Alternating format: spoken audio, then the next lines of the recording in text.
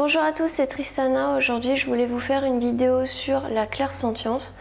Alors ça, c'est une vidéo qu'on m'a demandé de faire. Tous les autres types du genre clairvoyance, clairaudience, etc. J'en ferai une vidéo, je pense, dédiée que de tous les autres types. Mais aujourd'hui, je voulais me concentrer sur la clairsentience parce que je pense que c'est ma perception extrasensorielle naturellement qui est la plus développée et celle que j'ai un peu toujours... qui a toujours fait partie de moi un peu et qui a toujours été la première chose en fait, la première information que j'avais en fait. Donc clairsentience, donc il y a le mot sentir dedans, donc le sens, le toucher en fait. Donc en fait la clairsentience ça va être le toucher, c'est-à-dire qu'on va ressentir les choses par le toucher astral entre guillemets, notre perception des énergies et des choses autres va passer par le toucher. Donc de manière générale, ça s'exprime par le fait que on va sentir en fait les énergies des gens, comme si ça nous touchait, comme si ça nous effleurait. Quand c'est des esprits, ça va être quelque chose comme si quelqu'un nous touchait, mais comme si c'était plus un frôlement, quelque chose de très doux, parce que c'est pas matériel évidemment. Donc pour les esprits, c'est comme si en fait il y avait quelqu'un qui était à quelques centimètres de nous, près de nous, au-dessus de notre épaule en fait. C'est vraiment ce qu'on ressent en fait, comme s'il y avait quelqu'un près de notre épaule, juste derrière nous, et qu'on sentait la chaleur émaner de son corps un peu. Sauf que du coup il n'y a personne en fait, et on sent une présence alors qu'il n'y a personne. Quand ce sont des humains, on va sentir leur aura, c'est-à-dire l'énergie qu'ils émanent d'eux. Et en fait, par exemple, on va être à peut-être 1 mètre d'une personne. Si cette personne est très exubérante, assez expressive, on va vraiment sentir quelque chose, on va sentir comme s'il y avait une aura, je ne sais pas comment l'expliquer autrement, une espèce d'énergie qui émane de la personne, comme si la personne elle produisait de l'énergie en fait. Et les gens qui vont être un peu plus effacés, on va moins les ressentir, ça va être plus resserré. Mais par contre, quand on va être plus proche d'eux, comme si, par exemple s'ils sont à moins d'1 mètre de nous, on va quand même sentir quelque chose d'assez doux qui émane, et ça va être, on va sentir une présence quoi. Et c'est pas comme si on sentait la chaleur du corps de la personne, ou si on l'entendait et du coup on sait qu'elle est là. C'est vraiment comme si on sentait qu'il y avait quelque chose qui émanait de la personne en fait, mais qui n'a pas de chaleur ou quoi que ce soit. On va être aligné à la fois sur le plan matériel où on va sentir tactilement les choses, mais en fait ce sens du toucher va réveiller quelque chose de plus spirituel et plus émotionnel, et on va percevoir des informations par ce toucher-là. Et du coup, on va ressentir des choses très fortes en fait. C'est une entité qui émane quelque chose de très puissant, par exemple un amour très fort, ça peut être compliqué à gérer parce que c'est trop fort là encore, et c'est quelque chose de, je sais pas comment expliquer, c'est quelque chose qui transcende vraiment, et on a l'impression de ne plus être là en fait. On est absorbé par le ressenti qu'on a, par l'émotion qu'on vit. La sensation qu'on expérimente va accaparer tout notre esprit, on va plus être présent en fait à nous-mêmes, et on va peut-être se déconnecter de la réalité parce que ce qu'on va ressentir va être tellement fort qu'on va plus capter ce qu'il y a autour en fait. Et ça, c'est bien de faire ça, je pense aussi, parce que comme on va le voir après, un des problèmes entre guillemets qui peut être très positif évidemment de la clairsentience, c'est l'empathie extrêmement développée, et ça peut être bien de revenir à soi. Et moi personnellement, j'apprécie le fait de me connecter à des énergies que je connais, des entités que je connais, donc mes guides principalement, qui ont des énergies avec lesquelles je me sens à l'aise, et ça permet de revenir à soi. Mais en même temps, c'est vrai que voilà, soit on va être vraiment dans une coupure avec le monde extérieur, soit on va être trop avec le monde extérieur, et on a du mal à trouver un juste milieu. Autre petit exemple de ce que ça peut être, on va pouvoir dire très précisément où se situe une entité dans une pièce. Par exemple, on va ressentir une présence, on va savoir que l'entité elle est là, et pas là quoi. Et en fait, on va pas voir l'entité comme ceux qui sont clairvoyants, Ça, la clairvoyance, je dirais que c'est celui avec lequel j'ai le plus de difficultés, le don avec lequel j'ai le plus de difficultés, parce que je trouve que le mental peut très vite brouiller les informations, c'est assez compliqué, je trouve, à faire. Et du coup, on va sentir vraiment la présence de l'entité, on va savoir où elle est parce qu'on la sent. On la sent vraiment comme si elle nous touchait, sauf qu'elle elle peut être à quelques mètres de nous, voire plus. Si c'est un don qu'on a développé encore plus, on peut sentir des présences qui sont assez éloignées. Et du coup, on va vraiment sentir la présence, mais on ne va pas la voir du tout. On va juste savoir qu'il y a quelque chose. Et ça, c'est assez déroutant de juste sentir, mais de ne rien voir. Surtout quand c'est quelque chose qu'on ne sait pas si c'est mauvais ou bienveillant, entre guillemets. Avec des entités proches de nous, on peut sentir par exemple comme une main se poser sur nous, quelque chose nous prendre la main. Moi j'ai déjà eu des méditations comme ça. Je n'étais pas particulièrement partie pour travailler ma clairsentience dans ces moments-là parce que en fait c'est vraiment c'est vraiment le sens en fait qui vient naturellement pour moi quand on parle de médiumnité. Et donc pendant les méditations, je vais sentir des choses me frôler, je vais sentir des choses passer sur moi un peu. Et des fois il y a des méditations où je sens quelque chose qui me prend la main vraiment, comme si j'avais une main dans la mienne en fait. Et c'est jamais vraiment une main, hein. C'est pas vraiment comme s'il y avait une main, c'est plutôt une énergie, quelque chose d'assez fluide qui vient dans ma main en fait, tout simplement. Quelque chose qui, souvent c'est aussi quelque chose qui va se poser sur ma main, mais ça n'a pas vraiment de forme en fait. C'est ça qui est assez compliqué, c'est que moi j'essaie vraiment de ne pas mettre de filtre, mais du coup c'est bizarre parce que ça n'a jamais vraiment de forme très précise et ça peut avoir des formes qui sont parfois un peu absurdes entre guillemets, c'est-à-dire que l'énergie va glisser, ça va être quelque chose de très fin, puis après quelque chose de très étendu. C'est assez particulier. Un exercice que j'aime bien faire aussi avec les entités, c'est de leur demander de se connecter à mon énergie. Donc en fait je me rends compte maintenant, je me suis rendu compte récemment que ce que j'entendais par là depuis le début, c'est tout simplement de me faire sentir leur énergie par le sens du toucher. Et le sens du toucher, quand il a une dimension médiumnique, ça va pas être seulement se faire frôler, etc. comme je l'ai expliqué avant, ça va aussi se faire traverser vraiment. Puisque quand on est pure énergie, on n'a pas de limite du corps physique. Et du coup, le sens du toucher, il va être tout à l'intérieur de nous en fait. On va, comme s'il y avait quelque chose qui va nous traverser, nous toucher de partout de l'intérieur. C'est très très puissant, très fort.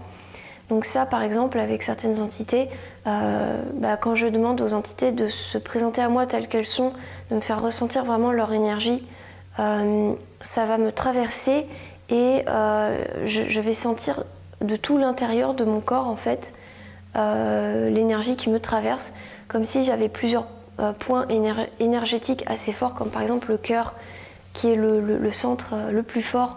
Ça va être traversé et on peut voir des choses, moi je vois des choses aussi, mais bon là je vais plutôt parler du coup du clair-senti, entre guillemets clair-senti, je sais pas si ça se dit, mais bon voilà.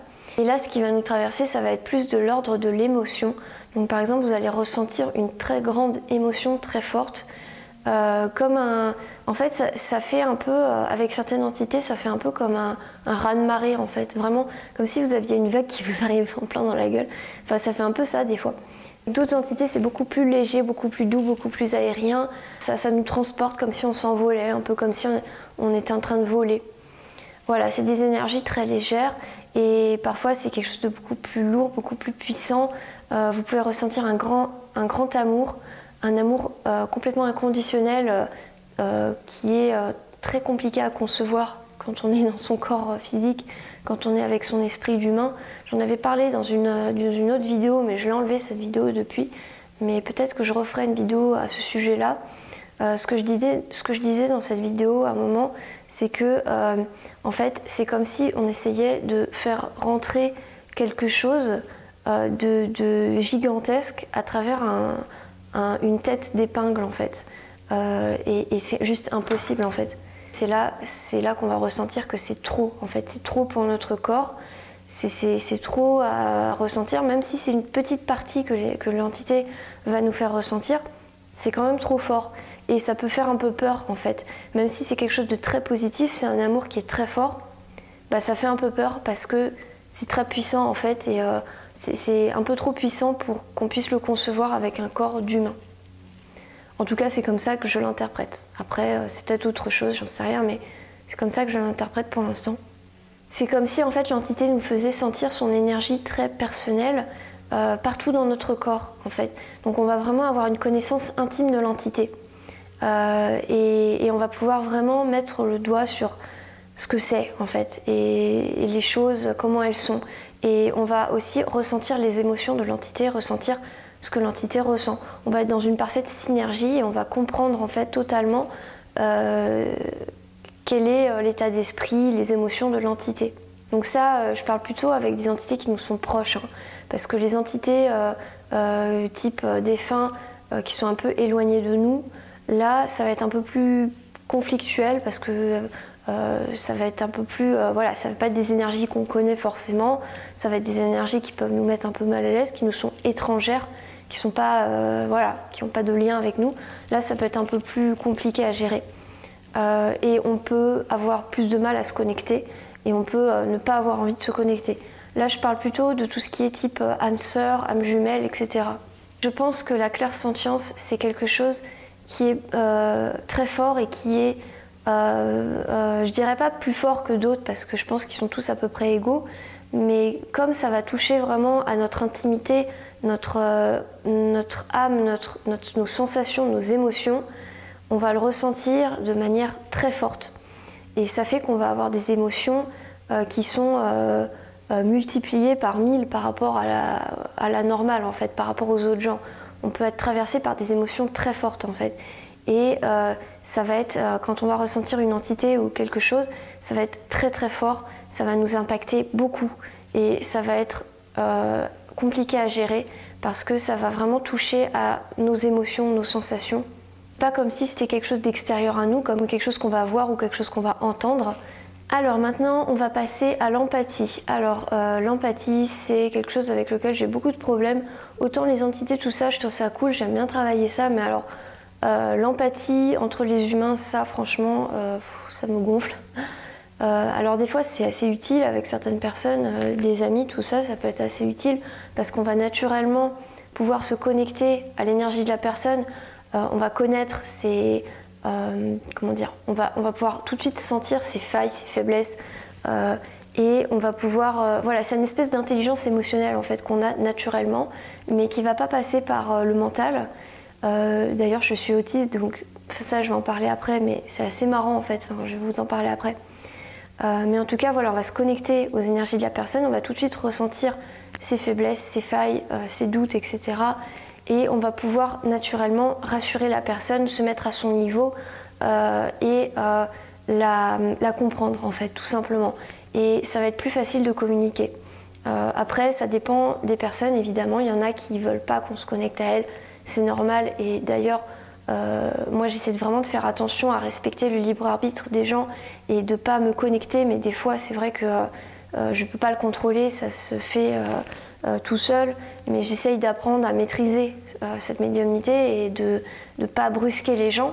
Mais c'est vrai que des fois, voilà, on peut se sentir confronté à quelqu'un qui n'a pas du tout envie ou des inconnus aussi. Et si on cherche à se connecter avec des inconnus, ça va être assez lourd, surtout si c'est des gens qui sont malades par exemple, qui ont des maladies. Et on va se sentir un peu bousculé par les énergies de la personne et ça va être, voilà, ça va être compliqué. Et après, ça va être compliqué de revenir à soi et de se débarrasser, entre guillemets, de ce qu'on a inscrit en nous en fait. Ça c'est quelque chose que j'ai expérimenté assez récemment, je parle dans une autre vidéo, je vous invite à aller la voir. C'est les problèmes de la médiumnité et j'en parle un peu plus en détail de tout ça. Donc voilà, on peut connecter quelque chose de très fort avec les gens autour de nous, on peut comprendre intimement ce qu'ils ont derrière la tête, voilà, les choses comme ça.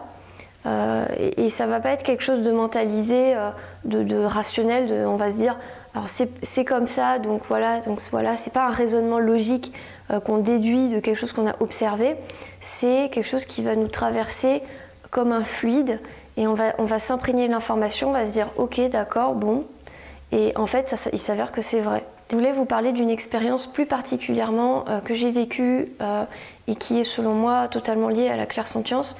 Il y a eu une période en fait où j'ai commencé à travailler avec mon guide et apprivoiser un peu ses énergies, etc. et chercher à le comprendre. Enfin, mon guide, c'est pas vraiment mon guide en fait, hein, mais bon, je le dis comme ça, c'est plus simple pour les vidéos. Et du coup, en fait, il y a eu un moment comme ça en fait où j'ai senti, je sais pas si on peut appeler ça une montée de Kundalini entre guillemets. Moi, j'aime pas employer des termes pour décrire ce que je ressens. Enfin, j'aime pas employer des termes connotés ou voilà, rattachés à des traditions. Donc, je vais pas employer ce terme-là, mais en tout cas, il y a des gens qui m'ont parlé en fait de ça et qui m'ont aussi dit que ça pouvait être ça. En fait, c'est-à-dire que j'ai ressenti à un moment une espèce de vague.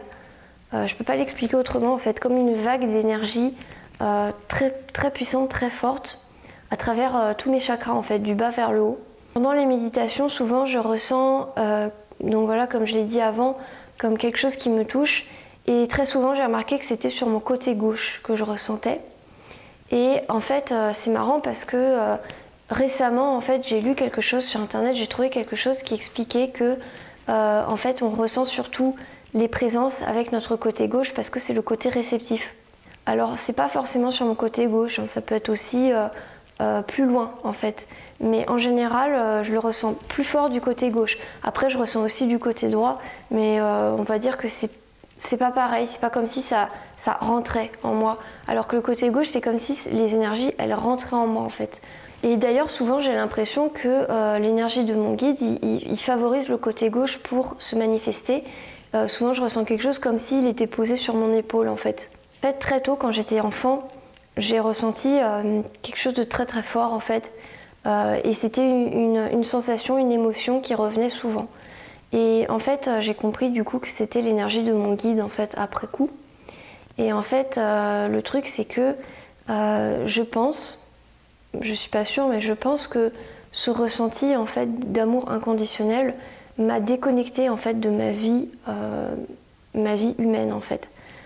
C'est-à-dire que j'ai commencé vraiment à m'éloigner de mes parents, je dirais.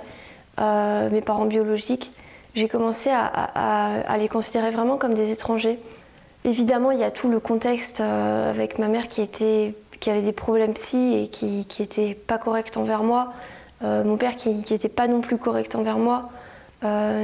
Et du coup, je pense qu'il y a aussi ça qui fait que ça a été plus facile de se déconnecter d'eux. Mais j'ai remarqué que souvent les enfants maltraités, ils ont plutôt tendance à vouloir s'accrocher à leurs parents, à vouloir absolument avoir leur reconnaissance, vouloir attendre quelque chose d'eux, quoi, et qu'il y a un lien quand même. Mais moi, c'est triste à dire, mais j'ai jamais ressenti de lien avec mes parents. Je les ai toujours considérés comme des étrangers, en fait.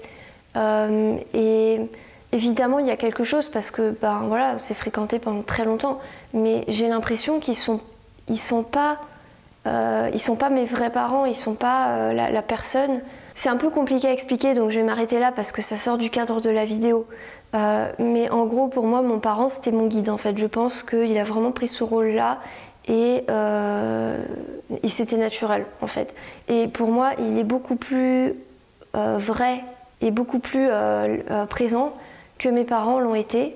Voilà. Et en fait, je pense que c'est par ce ressenti que j'avais très fort d'amour en fait qui me traversait, où je me disais ok, il y a quelqu'un qui est là et qui est présent et qui m'aime et qui est là pour moi. Et en fait je le comprenais parce que je le ressentais dans mon corps tout simplement, je sentais cette présence, je sentais cet amour. Donc comme je ressentais ça, en fait finalement j'étais plutôt bien, voilà, j'étais un peu seule avec les énergies que je ressentais et en fait j'ai réussi à passer outre plein de choses compliquées de ma vie, le harcèlement, tout ça. Et en fait, j'étais dans mon monde, j'étais dans ma bulle complètement. Et en fait, j'étais bien, j'étais avec cette énergie-là. Et ça me suffisait en fait parce que ça me nourrissait, ça nourrissait ma confiance en moi.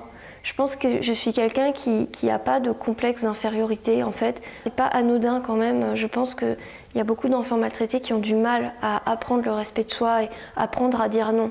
Et ça, c'est jamais quelque chose avec lequel j'ai eu des problèmes. J'ai toujours réussi à réussir à dire non, j'ai toujours réussi à mettre mes limites et à, voilà, non quoi, c'est, voilà, et à rembarrer les gens. Ça, j'ai jamais eu de problème et je pense que c'est grâce à cet amour que j'ai eu parce que finalement, quelque part, j'ai eu en fait l'amour inconditionnel dont j'avais besoin étant petite, mais par un biais qui est absolument extraordinaire entre guillemets, dans le sens où c'est pas habituel du tout. Autre chose de la clairsentience, en fait, j'ai jamais eu l'impression d'avoir affaire à des entités négatives ou positives. En fait, j'ai jamais réussi à mettre des mots comme ça sur ce que je ressentais. Et souvent, je savais pas si c'était négatif ou positif. Des fois, c'était complètement neutre, quoi. C'était ni agréable ni désagréable, c'était juste neutre complètement. Et c'était des présences comme ça, ou alors des fois je sentais des choses dans les chambres où j'étais, dans les plusieurs chambres où j'ai été, je sentais, bah voilà, il y avait quelque chose de fixe dans un coin, et je me sentais un peu observée, et bon, c'est un peu flippant, hein, dit comme ça, sauf que c'était pas flippant parce que j'ai cette capacité à percevoir les intentions de l'entité, percevoir ses émotions, ses ressentis personnels. Et le fait est que c'était totalement neutre. Ça me voulait pas du bien, ça me voulait pas du mal, c'était neutre. Voilà. Des fois c'était un peu plus négatif dans le sens où je sentais qu'il y avait une volonté d'emprise sur moi, où l'entité voulait un peu me pomper mon énergie, elle était là, mais c'était pas vraiment méchant ou quoi, c'était plus... c'était pas forcément négatif en fait, c'était plus comme une espèce de petit animal un peu chiant, enfin ça paraît bizarre dit comme ça, mais c'est le seul mot qui me vient à l'esprit, une espèce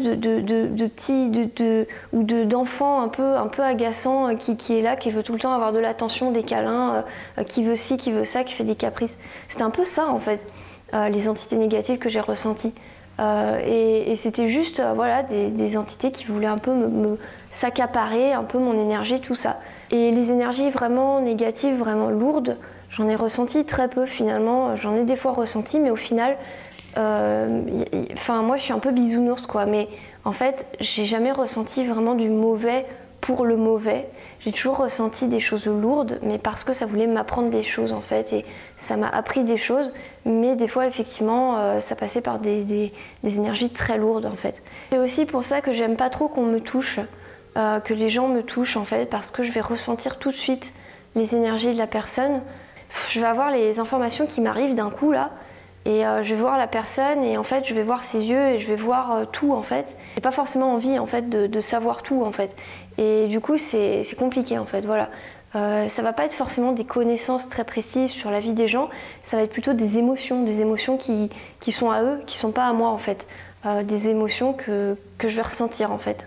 J'ai aussi réalisé récemment que la clairsentience m'a aidé à camoufler probablement mon autisme, c'est-à-dire qu'en fait comme j'avais une connaissance des émotions et des ressentis des gens, je pouvais anticiper, je pouvais répondre, je pouvais voilà, mais en fait c'était plus que je devinais par ma médiumnité plutôt que je devinais par un apprentissage naturel en fait. Et en fait je pense que inconsciemment j'ai souvent créé des liens assez profonds avec les personnes où en fait j'ai compris en fait voilà les choses, et des fois il y a d'ailleurs avec certaines personnes j'essayais de couper ce lien parce que c'était trop désagréable, et des fois aussi il y avait des personnes qui étaient très méchantes avec moi, et en fait quand je me connectais à elles, je voyais comme un vide insondable en fait, un espèce de gouffre.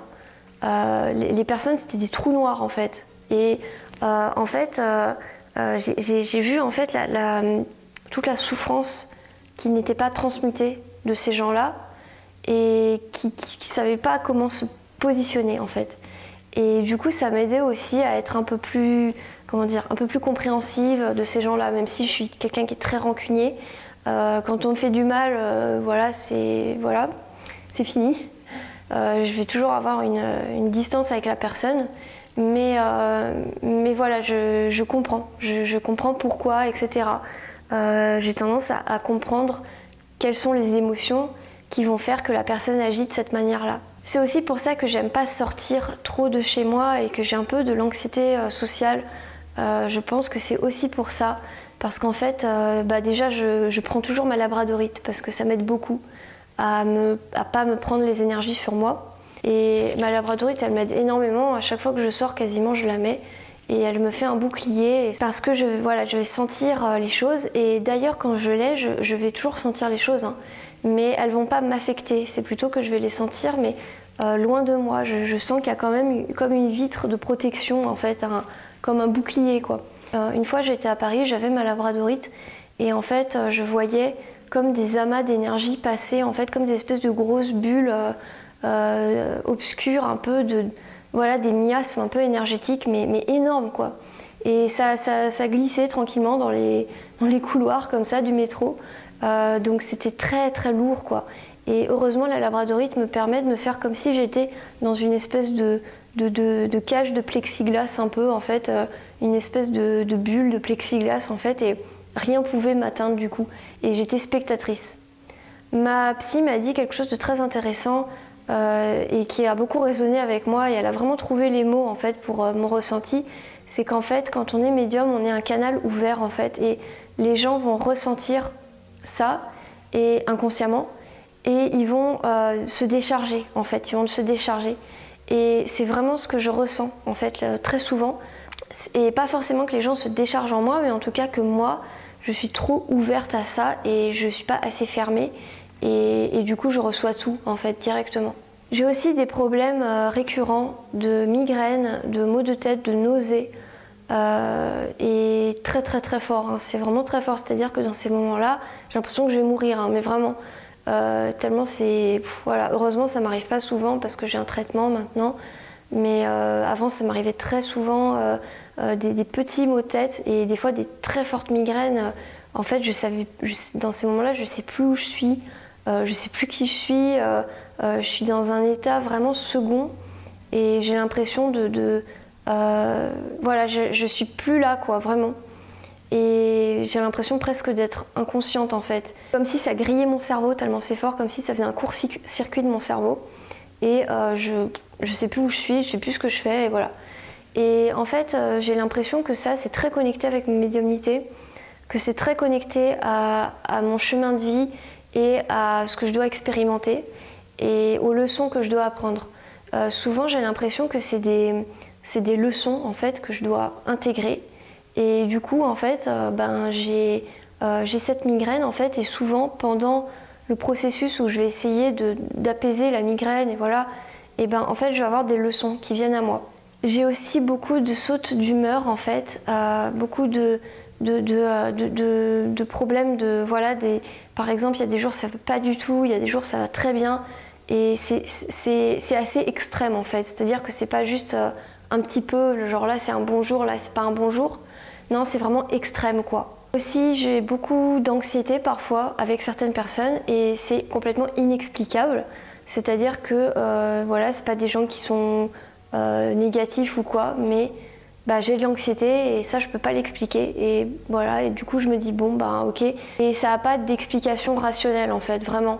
Et ça, je pense souvent, c'est des gens qui sont parfois malades, en fait, mais ça se voit pas forcément, en fait, hein. Des fois, ça peut être des gens très enjoués, mais qui sont malades, en fait, et qui ont une maladie, et on ressent très fort, en fait, et du coup, on se sent pas bien, forcément. Même si la personne essaye de camoufler ça et tout, on sent bien derrière ce qu'il y a. Assez vite, en fait, quand j'étais jeune, j'ai commencé à transmuter ces ressentis que j'avais très forts par l'écrit, tout simplement. Donc, voilà, l'écrit, écrire des histoires, en fait. Et j'écrivais pas forcément ce que je ressentais, mais j'écrivais plutôt sous la forme d'histoire. Et récemment, j'ai réalisé qu'en fait, dans mes écrits, je décris beaucoup plus les sensations physiques et les émotions, les états émotionnels, les choses un peu implicites dans le sens où c'est très émotionnel et c'est du ressenti. Je décris beaucoup plus tout ce qui va se ressentir par le toucher, voilà, les émotions. Je vais beaucoup plus décrire les émotions que le reste, en fait. Ça va être quelque chose qui va me paraître beaucoup plus facile à faire, beaucoup plus naturel. Et c'est en décrivant ces informations bien précises que je sens que je vais avoir des informations qui m'arrivent et je vais sentir comme si ce que je dois écrire s'impose un peu à moi. Et voilà, je me laisse un peu dicter par ce que je ressens, en fait. J'arrive à cerner en fait les intentions, les émotions des personnages et comme si c'était vraiment des êtres à part entière quoi. Donc voilà, je vous ai parlé d'à peu près tout ce dont je voulais vous parler pour cette vidéo sur la clairsentience. Si vous avez des questions, n'hésitez pas à les laisser en commentaire et j'y répondrai. N'hésitez pas à vous abonner à la vidéo et à me laisser un petit commentaire pour vos suggestions de vidéos si vous en avez. Et puis moi je vous dis à bientôt sur la chaîne, salut!